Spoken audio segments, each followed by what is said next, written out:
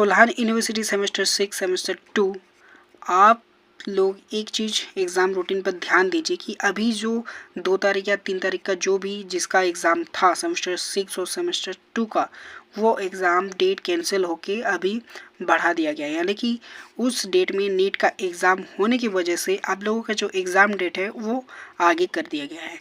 जैसे पहले सेमेस्टर 6 में जिस डेट पे एग्ज़ाम थे वो तो सही है, बस यहाँ पे जो 2 तारीख या 3 तारीख को एग्ज़ाम होने वाला था मेजर 13 का, वो अभी 12 तारीख को कर दिया गया है और जो सीटिंग में था वही सेकंड सीटिंग में ही होगा। सेम यहाँ पे सेमेस्टर 2 में भी SSC 2 जो पेपर था वो आपको 12 तारीख को ही एग्ज़ाम लिया जाएगा। तो ये 2 डेट बदलाव हुए हैं।